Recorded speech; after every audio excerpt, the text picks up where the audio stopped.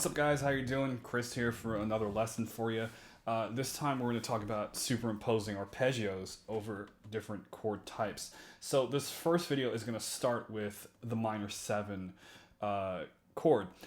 So the track I played over was by the one and only Quist? Someone correct me down below.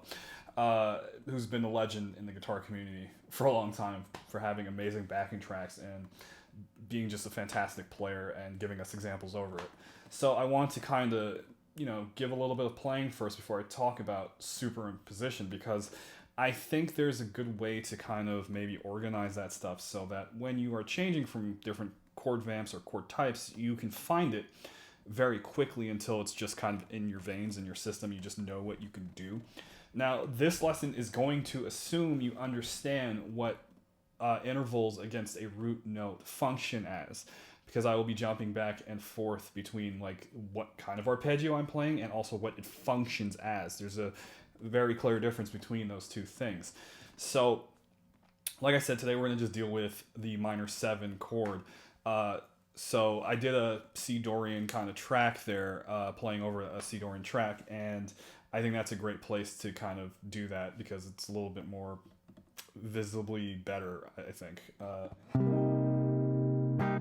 to kind of be able to find it. So normally what people might do when they have like a C minor 7 kind of chord vamp, and by the way, this does work over changes, but I just want to do it by chord type to begin with. They'll go for, a C minor 7 arpeggio, which works. It sounds great. It's all the right notes. It's all the very strong notes. Now, here's the thing, and just as an aside, I'm not saying that these are the only arpeggios that you can use. You can insert other types. In fact, in my soloing, I did.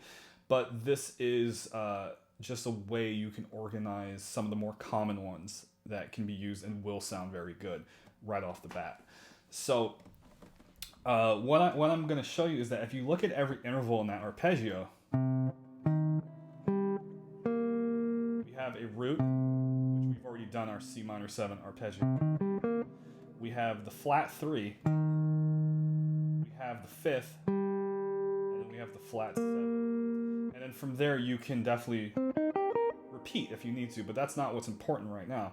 What's important is to understand that every one of these intervals has an arpeggio you can play that will essentially expand your harmony just bit by bit by bit, and so that you don't sound too, on the nose, vanilla, if you will.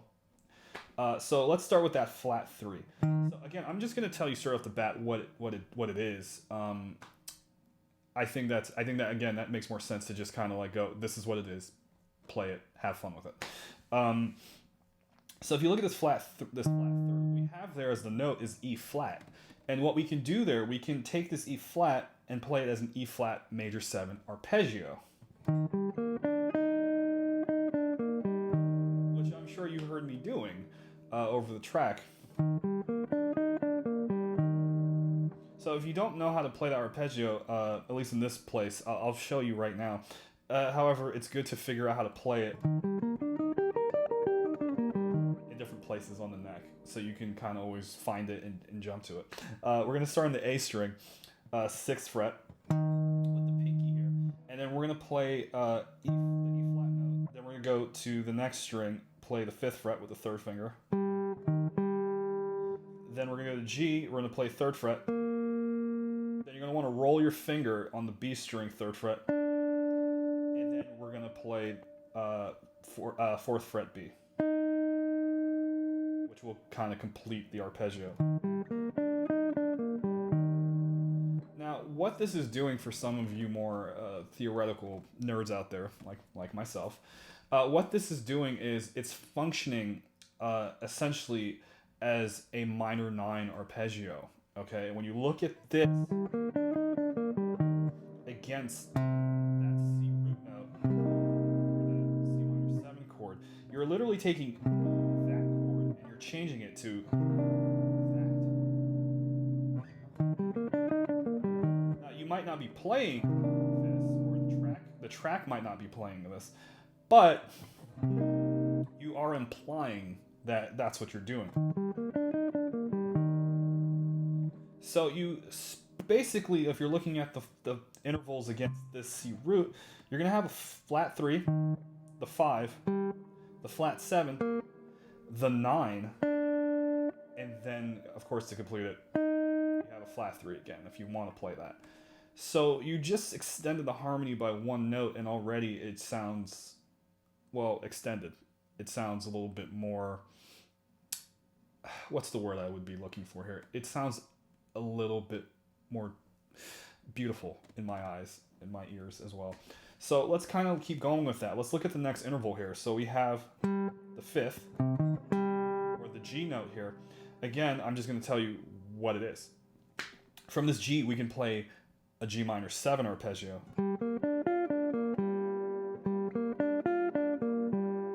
Again, it doesn't matter where you're playing it on the neck. G minor 7 arpeggio will sound really nice.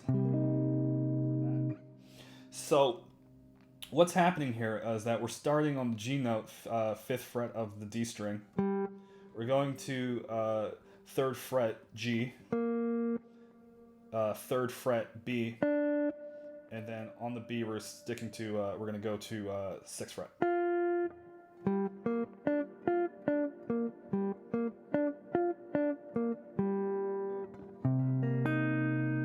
Now again, if we look at the intervals as they function against that C root or that chord, what we have is the 5th, the flat 7, the 9, and the 11.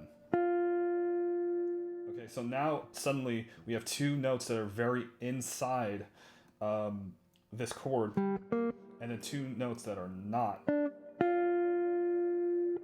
So again, you're extending out this harmony just a little bit, so it gives you more coloring, more options that you can play with, and it sounds really hip and cool when you start to mix and match particular arpeggios together. It's really a beautiful sound. So that G minor 7 really extends out that harmony. So let's keep rolling. We have finally our flat 7, which in this case is a B flat. So the B flat, you can play a B flat major 7 arpeggio. Okay, the B flat major 7 arpeggio is it's, in my opinion, sounds really nice over this. So what we're exactly doing here, we're playing, starting the B flat there. So that's 3rd fret, G string. Then roll the finger. We're gonna be 3rd fret, B string. Pinky's gonna be on the 6th fret of the B string. Then we're gonna go high E, play 5th fret. And then if you want to just wrap it up, you can do pinky, 6th fret, and the high E.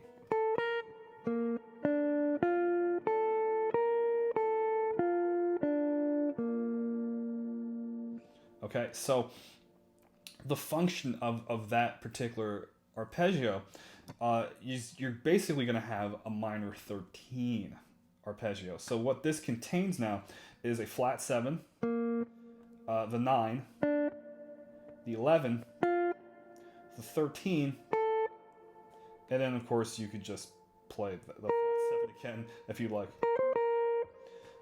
And again, that's just a really nice sound. So if you can find other ways to play that arpeggio around the neck, you're going to have a lot of strength there. You're going to be able to do quite a bit. You're going to extend out this harmony more and more.